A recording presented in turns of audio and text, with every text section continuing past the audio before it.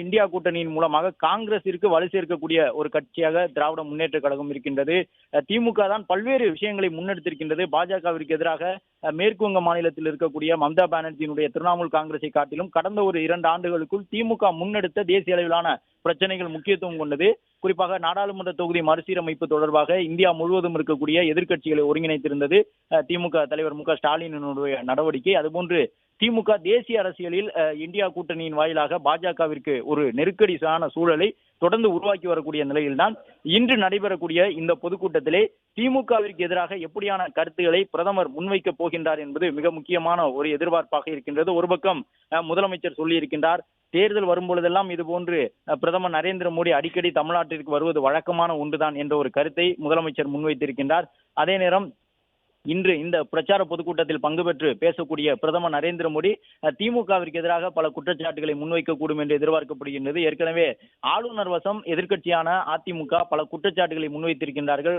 பல லட்சம் கோடி அளவிற்கு முறைகேடுகள் நடந்திருப்பதாக தமிழக அரசுக்கு எதிராக அண்மையிலே ஆளுநரை சந்தித்து அதிமுக பொதுச் செயலாளர் எதிர்க்கட்சித் தலைவர் எடப்பாடி பழனிசாமி தங்களுடைய அந்த கோரிக்கை மனுவினை வழங்கியிருந்தார்கள். அதன் மீது நடவடிக்கை எடுக்க வேண்டும் என்று வலியுறுத்தியிருந்தார்கள். அதற்கேற்ப பல்வேறு ஆளுநர் தரப்பிலிருந்து உள்துறை அமைச்சகத்திற்கு தான் அந்த தகவல் எல்லாம் அனுப்பப்படும். எனவே இன்று நடைபெறக்கூடிய இந்த பொதுக்கூட்டத்திலே பிரதமர் தமிழகத்தில் இருக்கக்கூடிய அரசின் மீது என்ன குற்றச்சாட்டுகளை முன்வைக்கப் போகின்றார், முறைகேடு தொடர்பாக எந்த மாதிரியான கருத்துக்களை பேசப் போகின்றார் என்பது மிக முக்கியமான ஒரு எதிர்பார்ப்பாக இருக்கின்றது. ஏற்கனவே தமிழகம் வந்த பொழுது பிரதமர் சொல்லியிருந்தார், பீகாரினுடைய காற்று தமிழகத்திலும் வீசுகின்றதோ என்கின்ற ஒரு எண்ணத்தை எனக்கு ஏற்படுத்துகின்றது என்று சொல்லியிருந்தார். அதன்படி பீகாரிலே வெற்றியை பெற்று முடித்த பிறகு கோவையிலே நடைபெற்ற கூட்டத்திற்கு வந்திருந்த பிரதமர் நரேந்திர மோடி அந்த கருத்தை சொல்லியிருந்தார். பீகாரின் காற்று தமிழ்நாட்டிலும் வீசுகின்றதா என்ற ஒரு கேள்வியினை முன்வைத்திருந்தார். இன்றும் அதுபோன்று பிரதமர் நரேந்திர மோடி ஒரு உற்சாகமான மனநிலையில் தான் இந்த கூட்டத்தில் பங்கு பெற இருக்கின்றார். ஏனென்றால் கேரளத்தை பொறுத்தவரை இடதுசாரிகளுடைய கடைசி கையிருப்பாக இருந்தது, இடதுசாரிகளுடைய கடைசி கோட்டையாக இருந்தது.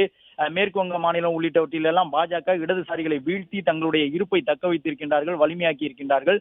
கடைசி கையிருப்பாக கம்யூனிஸ்ட் கட்சிகள் வைத்திருந்த கேரள மாநிலத்திற்கும் தற்பொழுது கம்யூனிஸ்டுகளுக்கு ஒரு மிகப்பெரிய அச்சுறுத்தலை ஏற்படுத்தக்கூடிய விதமாக பாஜகவினுடைய எழுச்சி இருந்து வந்திருக்கின்றது. திருவனந்தபுரம் போன்ற மாநகராட்சிகள் உள்ளாட்சி அமைப்பிலே இடதுசாரிகளுடைய கோட்டை என்று குறிப்பிடப்பட்டது கேரள மாநிலத்திலே. அதுபோன்ற இடங்களில் கூட கொல்லம், கோட்டயம், திருவனந்தபுரம் உள்ளிட்ட பகுதிகளில் எல்லாம் வலுவான அடித்தளத்தை இந்த உள்ளாட்சி தேர்தலிலே பாஜக கேரளத்தில் பதித்திருக்கின்றது. திருவனந்தபுரத்தை கைப்பற்றி இருக்கின்றது. எனவே திருவனந்தபுரத்திலே பாஜகவினுடைய மேயர் இப்பொழுது பதவியில் அமர்ந்திருக்கின்றார். வரலாற்றில் முதல் முறையாக கேரள மாநிலத்திலே திருவனந்தபுரம் மேயரை பதவியை பாஜக கைப்பற்றி இருக்கின்றது. அப்படியான தென் மாநிலங்களில் ஒன்றான கேரளத்தின் மிக முக்கியமான வெற்றி பெற்றிருக்கக்கூடிய திருவனந்தபுரத்தில் நடைபெற்றிருந்த கூட்டத்தில் பங்கேற்று முடித்த பிறகு பிரதமர் நரேந்திர மோடி தமிழகம் வருகின்றார்.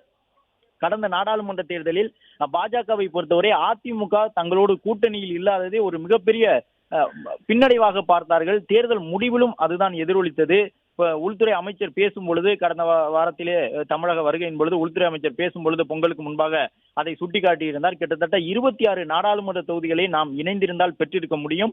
ஆனால் அந்த வாய்ப்புகளை நாம் விட்டுவிட்டோம். கடந்த நாடாளுமன்ற தேர்தலிலே அதிமுக மற்றும் பாரதிய ஜனதா கட்சி தனித்தனியாக நிற்கக்கூடிய ஒரு சூழலிலே 2 கட்சிகளும் பெற்றிருந்த அந்த வாக்குகள் இணைந்திருந்தால் 26 நாடாளுமன்ற தொகுதிகள் மக்களவையிலே பாஜகவிற்கு வலு சேர்க்கக்கூடிய வகையில் கிடைத்திருக்கும். அந்த வாய்ப்பை நாம் விட்டுவிட்டோம் என்ற ஒரு கருத்தை உள்துறை அமைச்சர் சொல்லியிருந்தார். அதன் மூலமாக திமுக எதிர்ப்பு நிலைப்பாட்டில் இருக்கக்கூடிய கட்சிகளை எல்லாம் தேசிய ஜனநாயக கூட்டணிக்குள் கொண்டு வர வேண்டும் என்கின்ற ஒரு கருத்து ஆழமாக அதிமுக தலைமையை நோக்கி சொல்லப்பட்டதாக அரசியல் நோக்கர்களால் பார்க்கப்பட்டது. அதற்கேற்ப உடனடியாக பாட்டாளி மக்கள் கட்சி, அம்மா மக்கள் முன்னேற்ற கழகம் உள்ளிட்டவர்கள் எல்லாம் கூட்டணியில் இணைக்கப்பட்டிருக்கின்றார்கள். இது அதிமுகவிற்கு சாதகமான ஒரு முதல்கட்ட சூழலை தேர்தல் களத்தில் ஏற்படுத்தி இருக்கின்றது.